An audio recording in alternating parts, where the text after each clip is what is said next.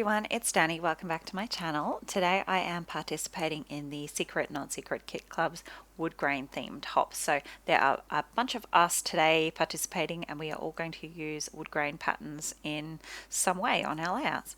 So as you know, if you watch my channel, I have just recently gotten the Merry and Bright collection from Coco Vanilla Studio, their new Christmas collection. I am on the design team, so I got the collection early. I'm very lucky, but I have been super keen to get stuck in and I have just been too busy to get started with it. So this is the first layout I am making.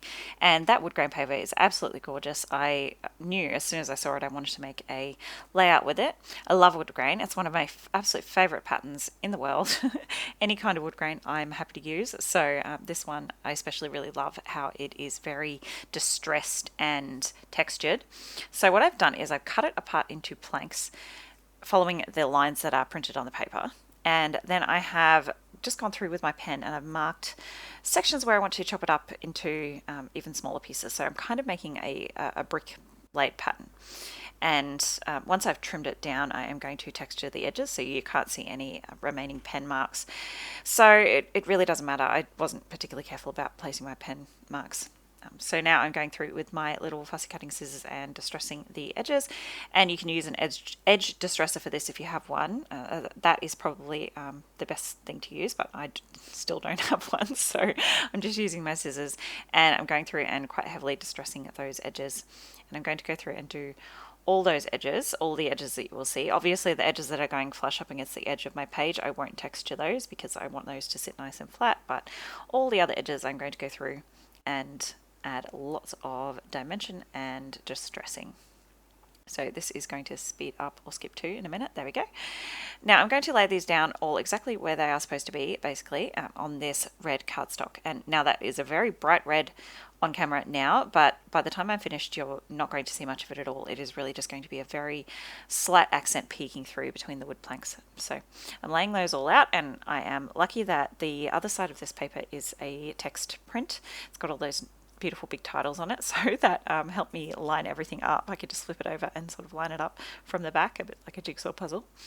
So I'm just going through now with my ATG and adding some adhesive onto each of these planks and sticking them down, and I am butting them up pretty much right up against each other. I'm just leaving a slight gap so that you can see that brightly coloured cardstock peeking through, and of course the textured edges help with that because they're not perfectly straight. So there we go. I am just going to do this very quickly. I am going to speed through in a second. It'll speed up nice and fast.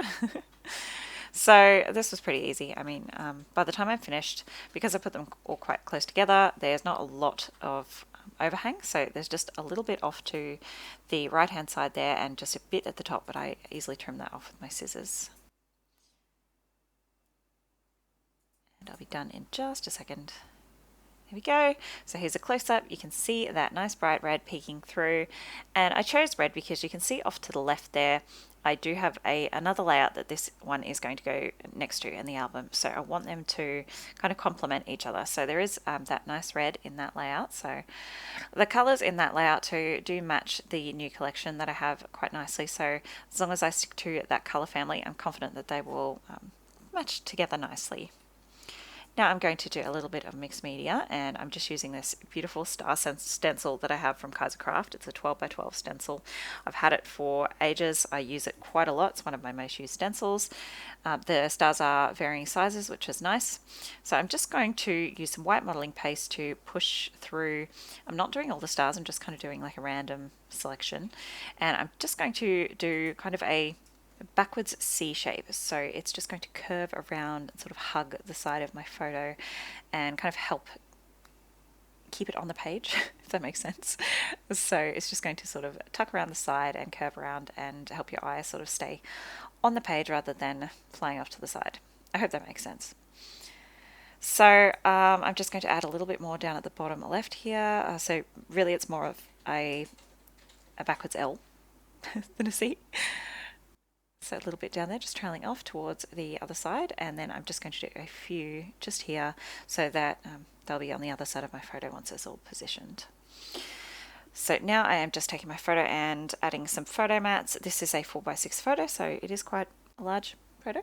I tend to, I think, I do sometimes use one single 3x4, but I tend to more often, if I'm going to use a single photo, I'll use a 4x6, so it's a bit larger. And I quite often do multi-photo layouts if I'm using smaller photos, so just feel like I'm getting more bang for my buck real estate wise. So I'm going through the 6x8 paper stack here, and I was going to use that nice light mint, but I thought it was just, I don't know, it might, I was worried it would be a little bit too insipid, a little bit too not punchy enough, so I've gone with this it's more of like a light teal, a dark turquoise. And then I'm going to add, I wanted another white layer to really pop against that dark wood grain. So I tried those trees, but I end up liking the multicolored polka dot a little bit better. And I have just pulled out that little cut apart too, because I noticed a label on there that I really thought was perfect for my date. So I've just pulled that out so I remember to chop that out. This little candy cane stripe is really cute. So I'm just going to chop that up. And now I am back. So now that that modelling paste has dried, I am going to come in with some Glitz Glitter Gel, Sagina K1 in the gold, and I'm just going to add a few random stars in this. I'm just following the same pattern as the white ones, so I'm just kind of interspersing them where, when I lay over the stencil where there's just plain wood grain, I'm just popping a few of those on. And I just love this glitter gel, any excuse to use it really. So I've gone through and done that. I could have used my heat gun and done this straight after I did the white modelling paste, but honestly I was just too lazy, and I just went ahead and worked on my paper layers and everything in between, and it dried pretty quickly. So yeah, there we go. So that's all my mixed media. Oh, I do add some ink splatters in a bit, but that's the bulk of my mixed media done anyway. So I'm just coming in now with my title, which is going to be Merry and Bright, and this was cut from the other side of one of the wood grain papers, so it's got all those big titles on it, so I've just fussy cut a bunch of those out. And then I'm going to embellish. So I pop my little label at the top of the photo here along with this little photo tab. I really like that combo. And I'm just going to pop in, I think, the 2nd and DEC, December. There we go. I know what year it is because I'm working out of my 2016 album, so I don't need to put the year.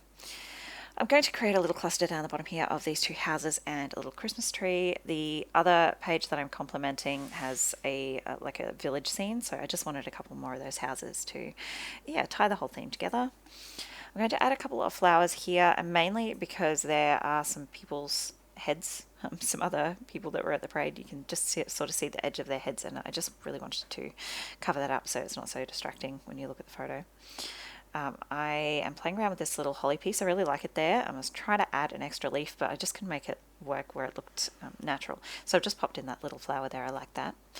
I've taken away that little navy flower. It just didn't really quite work there. I tried those berries, but they don't stay. I am going to use that little leaf though. I'm going to build a little cluster up here just to sort of help.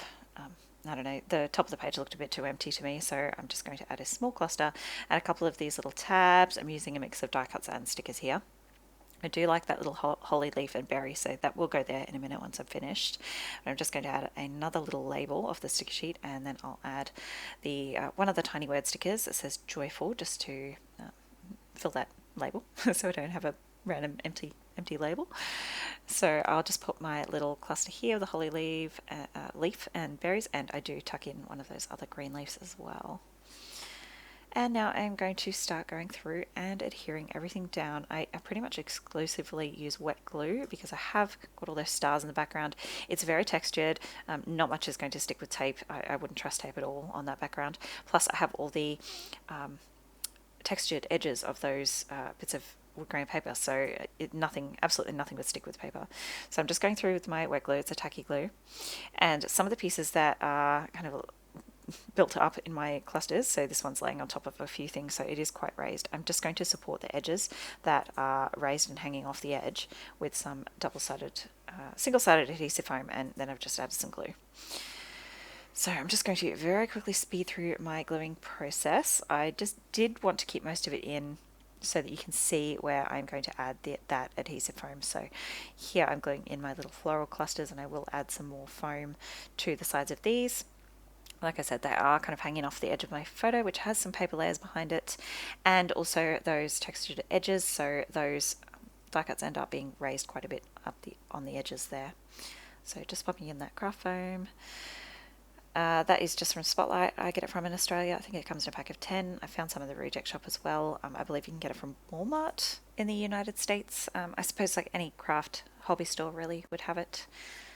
And now I'm going to adhere down my title. I have left this in just so you can see the process, but I have sped it up quite a bit, so hopefully it's not too boring to watch and hopefully it doesn't make you dizzy. I'm sorry if it does, but I'm just adding wet glue because like I said, those textured edges on that wood grain paper just make sitting anything flat with tape impossible.